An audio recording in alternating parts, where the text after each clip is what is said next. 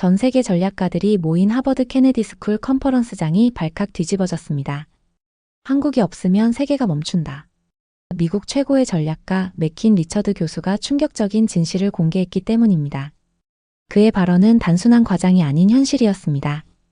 세계 메모리 반도체 70%, 전기차 배터리 시장 선도, 초대형 선박 80%, 방산 수출 6위 급부상까지.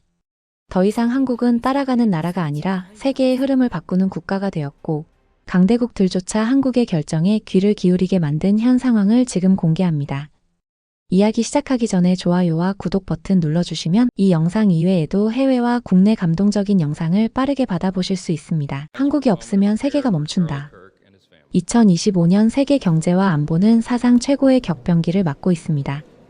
최근 미국 트럼프 대통령의 관세 정책은 전 세계에 충격을 주었습니다. 중국은 즉각적인 보복으로 맞대응했고, 일본은 고개를 숙이며 외교적 채널을 통해 우려를 전달했습니다. 유럽은 WTO에 제소하며 회의적인 태도를 보였죠. 그런데 한국은 달랐습니다. 그들은 아무 말도 하지 않았습니다. 그저 조용했죠. 하지만 2달 후 미국의 주요 공장들이 하나둘 멈추기 시작했습니다. 한국이 멈추면 세계가 멈춥니다.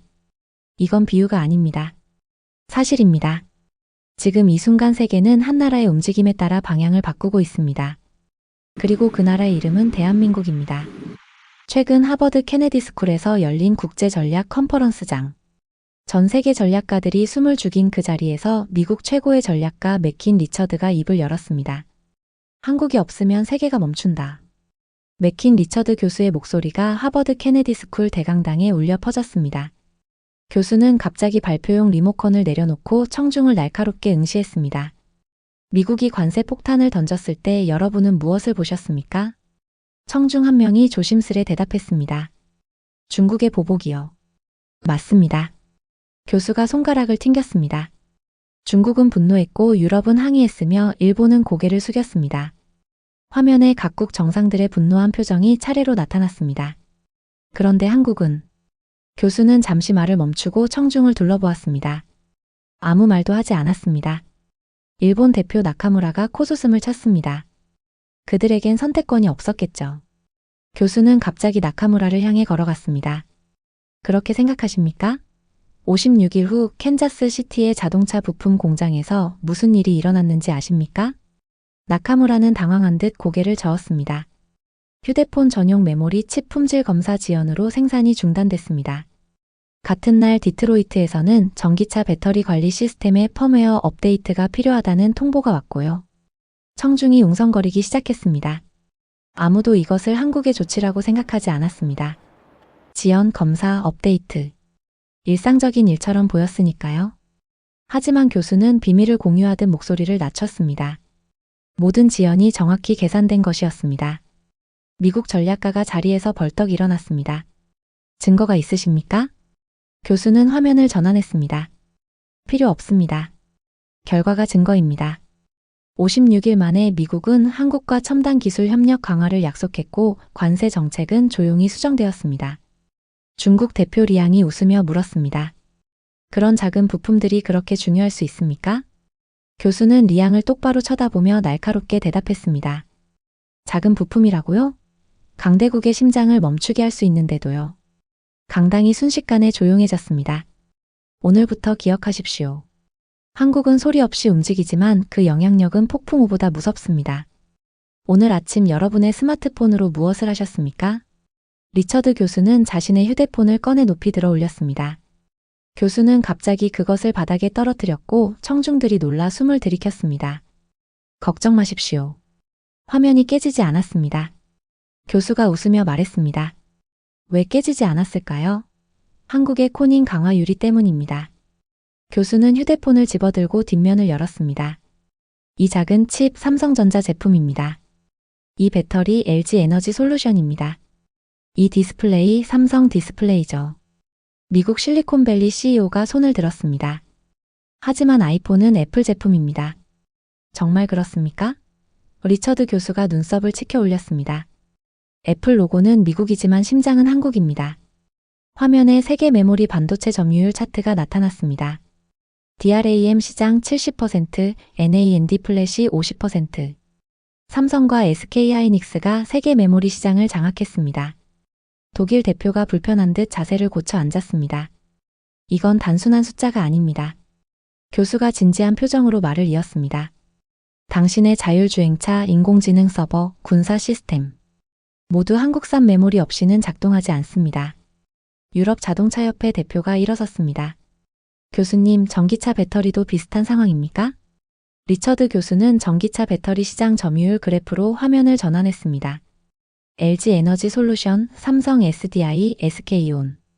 이 세 기업이 글로벌 전기차 혁명을 움직이고 있습니다. 테슬라, GM, 폭스바겐. 모두 한국산 배터리의 노예입니다. 일본 대표 나카무라가 불만스럽게 끼어들었습니다. 중국의 CATL이 1위 아닙니까? 양적으로는 그렇습니다. 교수가 의미심장하게 대답했습니다. 하지만 BMW, 아우디, 메르세데스가 자존심을 버리고 한국 기업과 손잡는 이유가 무엇일까요? 품질, 안전성, 그리고 미래 기술 때문입니다. 교수는 지구본을 가리켰습니다. 그리고 이 물건들을 운반하는 배는 어디서 만들까요?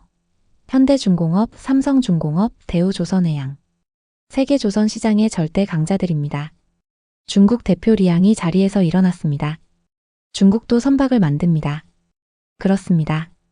교수가 한 걸음 다가가 말했습니다. 하지만 세계 최대 컨테이너선, LNG선, 초대형 유조선.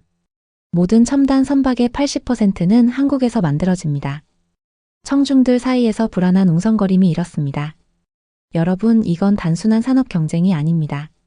한국이 없으면 세계의 뇌는 생각할 수 없고 심장은 뛰지 않으며 혈관은 막힙니다. 한국이 빠지면 지구가 멈춥니다. 리처드 교수는 무대 중앙으로 천천히 걸어 나왔습니다. 화면에는 거대한 선박 한 척이 바다를 가르는 모습이 나타났습니다. 이것이 세계 최대 컨테이너선 HMM 아레시라스입니다. 길이 400m, 적재량 24,000 TEU. 한국에서 건조되었죠. 교수는 청중의 반응을 살피며 말을 이어갔습니다. 여러분, 세계 무역의 90%는 바다를 통해 이루어집니다. 그리고 그 바다를 움직이는 선박의 대부분은 한국산입니다. 미 해군 정보장교가 자리에서 일어났습니다. 교수님, 군사적 관점에서 한국의 조선 기술은 어떤 의미가 있습니까? 리처드 교수는 미소를 지었습니다. 화면이 전환되어 한국 해군의 최신의 구축함이 나타났습니다. 이것이 한국형 이지스 구축함 세종대왕급입니다. 한국은 이제 자체 기술로 최첨단 전함을 만들 수 있습니다. 청중 사이에서 놀라움의 탄성이 흘러나왔습니다. 일본 대표 나카무라의 얼굴이 굳어졌습니다. 그뿐만이 아닙니다. 한국은 KSS-III 장보 고급 잠수함을 국내 기술로 건조하고 있으며 잠수함발 사탄도 미사일 SLBM까지 개발했습니다. 유럽 안보 전문가가 놀란 표정으로 물었습니다. 그렇다면 한국은 이제 해양 강국으로 봐야 합니까? 단언컨대 그렇습니다. 교수가 단호하게 대답했습니다. 한국은 더 이상 육지의 나라가 아닙니다. 바다의 주인입니다. 화면이 전환되어 한국의 LNG 운반선이 나타났습니다. 세계 LNG 선박 시장의 70%를 한국이 장악하고 있습니다. 이 배들이 없다면 유럽은 지난 겨울 러시아 가스 없이 어떻게 버텼을까요? 중국 대표 리양이 조용히 질문했습니다. 교수님, 중국도 조선 강국인데 왜 한국을 더 주목해야 합니까? 리처드 교수는 두 손을 모으고 리양을 바라보았습니다. 수량이 아니라 질입니다. 세계 해운사들은 왜 더 비싼 한국 선박을 선택할까요? 기술력과 신뢰성 때문입니다. 교수는 다시 화면을 전환했습니다. 부산항의 거대한 모습이 나타났습니다. 세계 5위 항만 부산항. 동북아 물류의 허브입니다. 한국은 배를 만들 뿐만 아니라 바다의 길을 열고 있습니다. 청중들은 점점 더 긴장된 표정으로 교수의 발표를 지켜보았습니다. 여러분, 대한민국은 이제 바다 위에 깃발을 꽂았습니다. 그리고 그 깃발 아래로 세계 무역이 흐르고 있습니다. 리처드 교수는 단상 위에서 갑자기 걸음을 멈추었습니다. 화면이 어두워지며 한국의 K 흑표 전차가 질주하는 영상이 나타났습니다. 여러분, 전쟁의 역사에서 약소국은 항상 무기를 수입했습니다. 생존을 위해 강대국에 의존할 수밖에 없었죠. 교수는 화면을 가리키며 계속했습니다. 하지만 한국은 달랐습니다. 그들은 무기 수입국에서 무기 제조국으로 그리고 이제는 무기 수출국으로 변모했습니다. 폴란드 국방 관계자가 자리에서 일어났습니다. 저희는 최근 K 전차 1000대와 FA-50 경공격기 48대를 구매했습니다. 말 그대로 폴란드 육군과 공군을 한국 무기로 재무장하고 있죠. 리처드 교수는 의미심장한 표정으로 고개를 끄덕였습니다. 폴란드뿐만이 아닙니다. K9 자주포는 이미 핀란드, 노르웨이, 인도, 터키, 호주에서 운용 중입니다. 얼마 전에는 이집트가 200대를 주문했죠. 화면이 바뀌어 KF-21 보람의 전투기가 나타났습니다. 이 전투기는 한국이 독자 개발한 4.5세대 전투기입니다. 인도네시아는 이미 공동 개발에 참여했고 다른 여러 나라들이 관심을 보이고 있습니다. 미국 국방부 관계자가 불안한 듯 질문했습니다. 교수님, 그렇다면 한국의 방산 수출 규모는 얼마나 됩니까? 리처드 교수는 화면을 전환했습니다. 세계 방산 수출 순위 차트가 나타났습니다. 2022년 한국은 세계 8위 방산 수출국으로 도약했습니다. 2023년엔 7위, 현재는 6위에 근접하고 있죠. 그리고 폴란드와의 계약만으로 수십조 원이 추가되었습니다. 일본 대표 나카무라가 긴장된 표정으로 물었습니다. 그런 첨단 무기를 독자 개발할 기술력이 있습니까? 물론입니다. 교수는 자신감 있게 대답했습니다. 한국은 세계 최초로 중형 잠수함에 리튬이온 배터리를 탑재했고 레이저 무기 체계도 개발 중입니다. 교수는 잠시 말을 멈추고 청중을 둘러보았습니다. 하지만 한국의 진짜 힘은 민간 기술을 군사적으로 전환할 수 있는 능력입니다. 삼성의 반도체, LG의 배터리, 현대의 엔진 기술. 모든 것이 무기 체계에 통합됩니다. 영국 외교관이 조용히 질문했습니다. 그렇다면 한국의 군사력은 실제로 어느 정도입니까? 리처드 교수는 한국의 예비군 훈련 장면을 화면에 띄웠습니다. 한국은 50만 현역 군인과 350만 예비군을 보유하고 있습니다. 징병제와 예비군 시스템이 만들어낸 국민군대입니다. 이제 그들은 전쟁을 수입하지 않습니다. 만들어냅니다. 리처드 교수는 청중 가까이 다가와 작은 반도체 칩 하나를 들어 올렸습니다. 이 작은 물건이 세계를 지배한다고 해도 과언이 아닙니다. 인공지능, 자율주행차, 슈퍼컴퓨터. 모든 첨단 기술의 두뇌입니다. 화면에 세계 반도체 시장 점유율 차트가 나타났습니다. 메모리 반도체 시장의 70%. 이것이 삼성전자와 SK하이닉스가 차지하는 비율입니다. 세계 AI 혁명의 심장은 한국에서 뛰고 있습니다. 실리콘밸리 스타트업 CEO가 손을 들었습니다. 하지만 시스템 반도체는 대만의 TSMC가 주도하지 않습니까? 교수는 고개를 끄덕였습니다. 맞습니다. 하지만 추세를 보십시오. 삼성전자는 이미 3nm 공정을 상용화했고 2나노 개발에도 속도를 내고 있습니다. 게임은 아직 끝나지 않았습니다. 화면이 전환되어 전기차 배터리 생산 라인이 나타났습니다. LG 에너지 솔루션, 삼성 SDI, SK온. 이 세 기업이 세계 전기차 혁명을 움직이고 있습니다. 테슬라도 GM도 폭스바겐도 한국 배터리 없이는 한 발짝도 움직일 수 없습니다. 독일 자동차협회 대표가 불안한 듯 물었습니다. 교수님, 한국이 차세대 전고체 배터리 개발에서도 앞서 있습니까? 퀀텀 점프라는 이름의 프로젝트를 아십니까? 교수가 반문했습니다. LG와 삼성은 이미 전고체 배터리 시제품을 테스트 중입니다. 충전 시간은 절반, 주행거리는 2배, 화재 위험은 제로에 가깝습니다. 청중 사이에서 놀라움의 탄성이 흘러나왔습니다. 그리고 OLED 디스플레이 시장은 어떨까요? 세계 시장의 90% 이상을 한국이 장악하고 있습니다. 여러분의 최신 스마트폰, TV, 노트북 모두 한국산 디스플레이입니다. 중국 대표 리앙이 의문을 제기했습니다. 교수님, 중국도 빠르게 추격하고 있지 않습니까? 리처드 교수는 미소를 지었습니다. 기술 경쟁은 마라톤입니다. 한국이 새로운 기술을 개발할 때마다 경쟁자들은 따라잡기 바쁩니다. 한국은 이미 다음 레이스를 준비하고 있죠. 교수는 화면을 바이오 의약품 생산 시설로 전환했습니다. 삼성 바이오로직스는 세계 최대 바이오 의약품 위탁 생산 기업이 되었습니다. 코로나 백신 생산에도 참여했죠. 한국의 기술력은 이제 생명 영역까지 확장되고 있습니다. 리처드 교수는 청중을 향해 심각한 시선을 던졌습니다. 여러분, 모든 첨단 기술의 내부에는 메이드 인 코리아가 있습니다. 눈에 보이지 않지만 세계는 한국의 두뇌로 움직이고 있습니다. 리처드 교수는 갑자기 교단을 떠나 청중 사이로 걸어 들어갔습니다. 그리고 한 학생에게 물었습니다. 어제 저녁에 무엇을 보셨나요? 당황한 학생이 대답했습니다. 넷플릭스에서 한국 드라마를 봤어요. 사랑의 불시착이라는. 교수는 만족스러운 미소를 지었습니다. 바로 그겁니다. 교수는 다시 단상으로 돌아가며 말했습니다. 한국 드라마, K-팝, 영화. 이것들은 단순한 엔터테인먼트가 아닙니다. 총 없이 세계를 정복하는 무기입니다. 화면에 사랑의 불시착 한국 드라마의 한 장면이 나타났습니다. 브라질 광장에서 수천 명의 사람들이 대형 스크린으로 이 드라마를 함께 보며 눈물을 흘리는 모습이었습니다. 지난해 브라질 상파울루 시청 광장. 5만 명이 모여 한국 드라마를 함께 봤습니다. 그들은 왜 울었을까요? 프랑스 문화부 관계자가 손을 들었습니다. 감정적 공감 때문이 아닐까요? 정확합니다. 한국 드라마는 드라마가 아닙니다. 감정의 해방입니다. 언어와 문화의 장벽을 뛰어넘는 감정의 카타르시스죠. 화면이 전환되어 인도네시아 자카르타의 대형 공연장에서 나의 아저씨. 마지막 회를 보며 환호하는 관중들이 나타났습니다. 인도네시아에서는 나의 아저씨의 마지막 장면이 나오자 공연장에서 박수가 터졌습니다.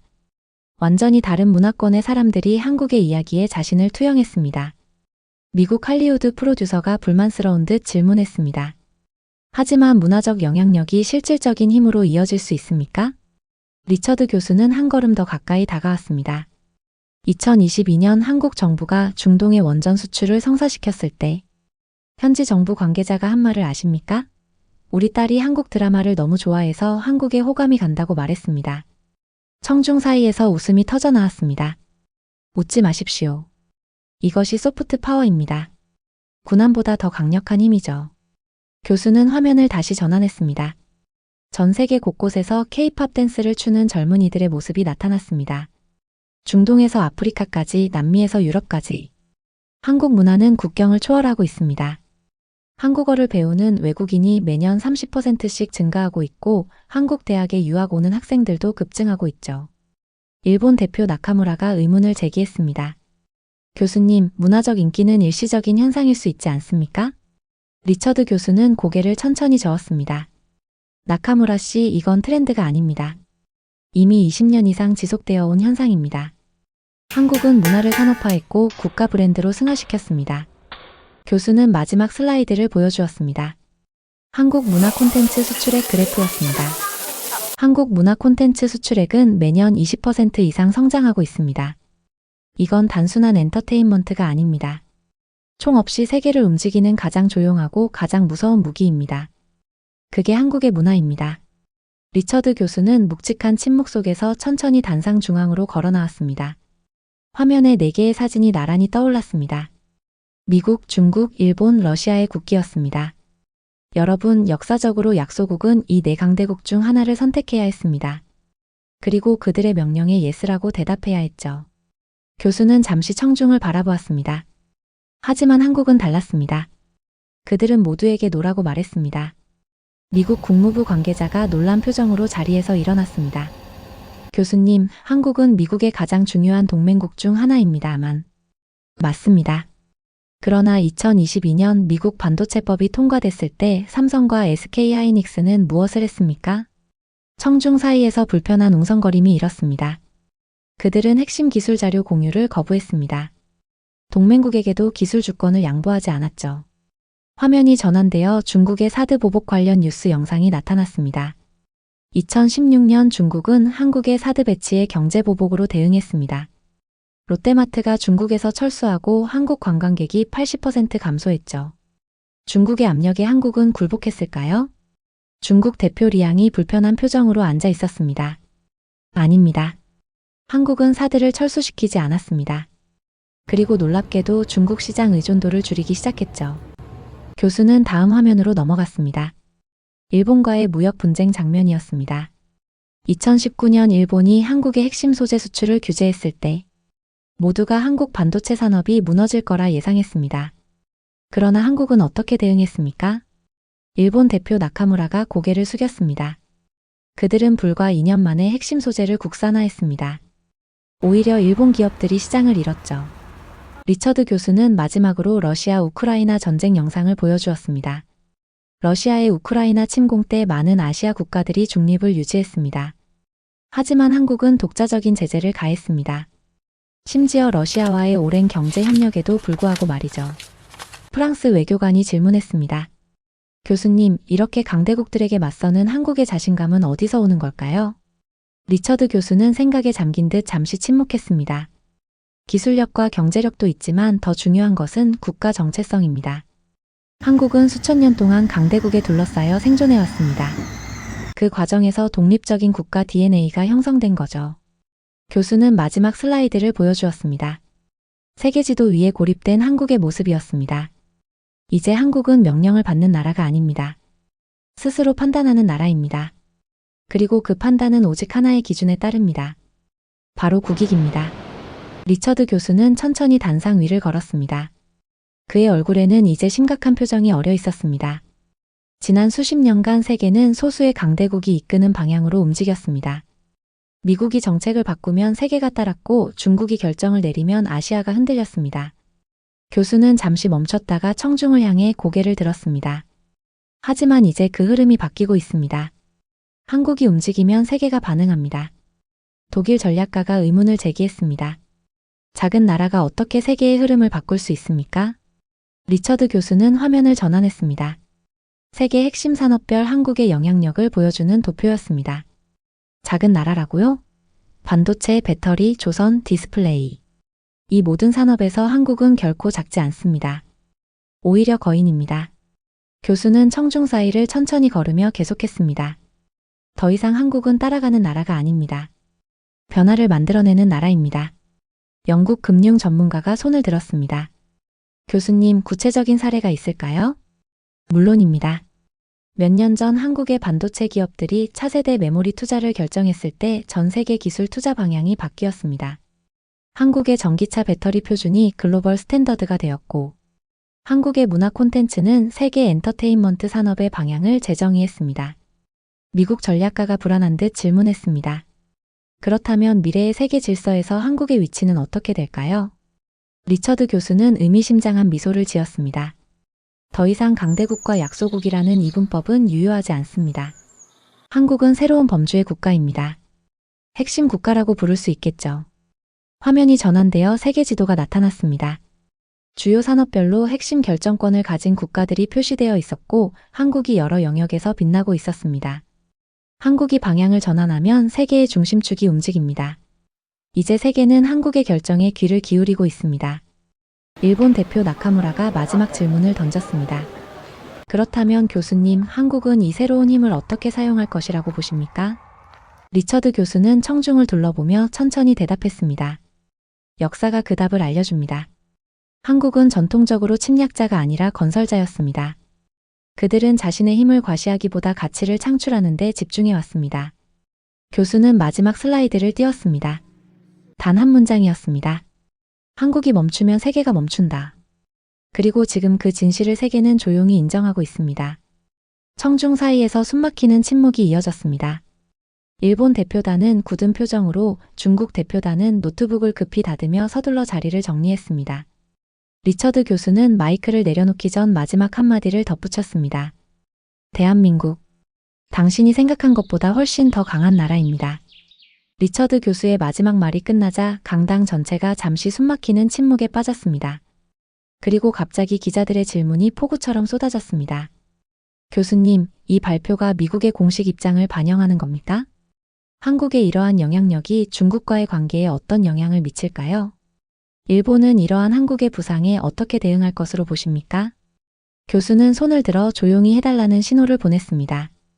강당이 다시 조용해졌습니다. 제 발표는 개인적인 연구 결과에 기반한 것입니다. 다만 사실에 근거한 분석이라는 점을 강조하고 싶습니다. 일본 대표단이 굳은 표정으로 일어나 퇴장하기 시작했습니다. 그들의 얼굴에는 긴장과 불안이 역력했습니다.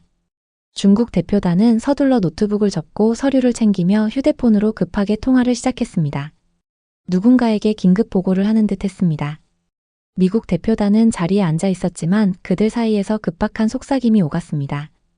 위기 관리 모드로 전환한 듯 했습니다. 유럽 대표들은 서로 놀란 눈빛을 교환하며 메모를 비교하고 있었습니다. 리처드 교수는 이 모든 반응을 차분히 지켜보았습니다. 그리고 마지막으로 청중을 향해 말했습니다. 여러분, 오늘 제가 전달하고자 한 메시지는 단 하나입니다. 세계는 변하고 있고 그 변화의 중심에 한국이 있다는 것입니다. 교수는 서류를 정리하며 덧붙였습니다. 모든 강대국은 언젠가 약해지고 모든 약소국은 언젠가 강해집니다. 한국은 그 언젠가가 지금임을 증명하고 있습니다. 교수가 단상에서 내려오자 기자들이 몰려들었지만 그는 차분히 미소 지으며 말했습니다. 더 이상의 질문은 받지 않겠습니다. 앞으로의 세계 질서는 우리 모두가 함께 지켜보게 될 것입니다. 강당을 나서는 리처드 교수의 뒷모습을 모든 참석자들이 주시했습니다. 그날 하버드 케네디 스쿨에서는 세계 질서에 대한 새로운 관점이 제시되었고 그 중심에는 예상치 못했던 국가, 대한민국이 있었습니다. 오늘 리처드 교수가 발표한 내용의 핵심은 한국이 세계 산업의 심장으로 자리매김했다는 것입니다. 삼성전자와 SK하이닉스는 세계 메모리 반도체 시장의 70%를 장악하고 있으며 이들이 생산하는 반도체 없이는 스마트폰, 자율주행차, 인공지능 서버, 첨단 군사 시스템 어느 것 하나 작동할 수 없습니다. 세계 디지털 문명의 근간이 한국 기업의 손에 달려 있는 것입니다. 배터리 분야에서도 LG 에너지 솔루션, 삼성 SDI, SK온이 세계 시장을 선도하고 있습니다. 테슬라, GM, 폭스바겐 같은 세계적 자동차 기업들이 한국산 배터리에 의존하고 있으며 전고체 배터리 같은 차세대 기술 개발에서도 한국 기업들이 앞서 나가고 있습니다. 전기차 혁명을 움직이는 심장 역시 한국에서 뛰고 있는 것입니다. 조선 분야에서 한국은 명실상부한 세계 1위입니다. 현대중공업, 삼성중공업, 대우조선해양은 초대형 컨테이너선과 LNG선 시장의 80%를 장악하고 있습니다. 세계 무역의 90%가 바다를 통해 이루어지는 상황에서 한국은 글로벌 물류의 핵심 동맥을 만들어내는 국가가 되었습니다. 국방 분야에서도 한국은 자주 국방을 넘어 무기 수출국으로 급부상했습니다. K2전차, K9 자주포, FA-50 경공격기, KF-21, 보람의 전투기 등 독자 개발한 무기 체계들이 폴란드, 노르웨이, 인도, 터키, 호주 등 세계 각국으로 수출되고 있습니다. 과거 무기를 수입하던 나라가 이제는 전력을 제조하는 나라로 변모한 것입니다. 한국의 문화적 영향력도 놀라운 수준에 이르렀습니다. 한국 드라마와 K-팝은 언어와 문화의 장벽을 뛰어넘어 전 세계인의 감정을 사로잡고 있습니다. 브라질 광장에서 사랑의 불시착을 함께 보며 울고 인도네시아에서 나의 아저씨에 환호하는 모습은 한국 문화의 세계적 영향력을 보여주는 단적인 예입니다. 이는 단순한 엔터테인먼트가 아니라 감정의 해방이자 총 없이 세계를 정복하는 무기가 되었습니다. 외교적으로도 한국은 주목할 만한 독립성을 보여주고 있습니다. 미국 반도체법에 대해서는 핵심 기술 자료 공유를 거부했고 중국의 사드 보복에도 굴복하지 않았습니다. 일본의 수출 규제에는 기술 국산화로 대응했으며 러시아의 우크라이나 침공에는 독자적인 제재를 가했습니다. 이제 한국은 명령을 받는 나라가 아니라 스스로 판단하는 나라, 국익을 최우선으로 하는 전략국으로 자리매김했습니다. 한국은 더 이상 따라가는 나라가 아닙니다. 세계는 한국의 결정에 귀를 기울이고 한국의 움직임에 반응하는 시대가 되었습니다. 한국이 멈추면 세계가 멈춘다는 말은 과장이 아닌 현실이 되었고 세계는 그 진실을 조용히 인정하고 있습니다. 대한민국, 당신이 생각한 것보다 훨씬 더 강한 나라입니다. 오늘 영상 어떠셨나요? 지금 대한민국은 산업의 핵심에서 세계 공급망을 지휘하고 국방에서는 스스로를 지키며 다른 나라를 지켜주는 힘을 갖춘 나라가 되었습니다. 외교에서는 강대국에도 노라고 말할 수 있는 결단을 내리고 문화에서는 세계를 울리고 웃게 하는 감정의 수도가 되었으며 전략적으로는 전 세계가 예의주시하는 가장 작지만 가장 강한 변수로 떠올랐습니다. 그리고 이 모든 변화의 중심에는 우리 대한민국이 있습니다. 흐름을 따르던 나라에서 흐름을 바꾸는 나라로 한국이 없으면 세계가 멈춥니다. 지금까지 저의 이야기를 들어주셔서 감사합니다. 오늘 이야기 재미있게 들으셨나요? 재미있게 보셨다면 다음에 더 좋은 감동 이야기로 다시 찾아뵐 수 있도록 구독과 좋아요 버튼을 눌러주세요. 감동 영상을 만드는 데 큰 힘이 됩니다. 이 영상 이외에도 해외, 국내 감동 영상이 궁금하시다면 제 유튜브 채널에 놀러오세요.